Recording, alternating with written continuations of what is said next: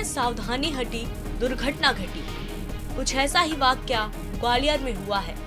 शहर के आनंद नगर इलाके में रहने वाले अंगद सिंह तोमर ने पास की ही मोहित किराना दुकान से 21 मई को 10 रुपए कीमत वाले 10 डेटॉल साबुन खरीदे थे। सोमवार शाम को जब उनका 10 साल का बेटा अंश घर में मौजूद आखिरी डेटॉल साबुन से नहा रहा था, तभी अचानक साबुन के अंदर से ब्लेड निकला, जिसके चलते उसके चेहरे पर हल्का कट लग गया। जब उसने अपने पिता को इसकी जानकारी दी तो अंगद तोमर इस तस्वीर को देखकर हैरान रह गए, क्योंकि वह सपने में भी नहीं सोच सकते थे कि साबुन के अंदर से ब्लेड निकल सकता है।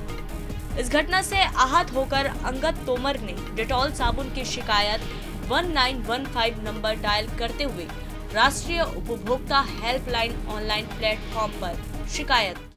मैं नहा रहा था, मैंने चेहरे पर साबुन लगाने के लिए देखा तो मेरे इधर से कट लगा, तो मैंने मम्मा से कहा, तो मम्मा ने बोला कि कुछ नहीं है। तो मैंने उसको निकाल के देखा तो उसमें ब्लेड निकला। अच्छा, ब्लेड निकला।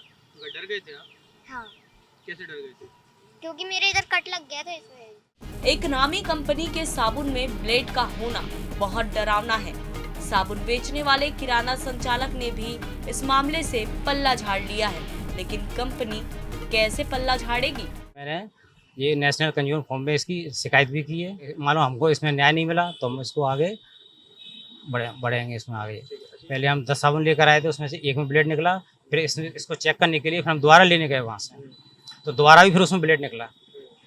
ब्लेड किस साइज का है? बड़ा साइज? ब्लेड विल्किंसन कंपनी का है।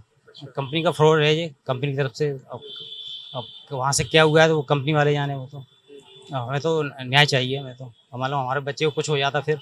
बहरहाल इस मामले में राष्ट्रीय उपभोक्ता हेल्पलाइन के जरिए किस तरह का कदम आगे उठाया जाता है, यह देखना होगा। लेकिन सबसे जरूरी बात यह है कि अगर उपभोक्ता जागरूक नहीं होगा तब तक इसी तरह की ठगी और नुकसान पहुंचाने की शिकायतें आती रहेंगी।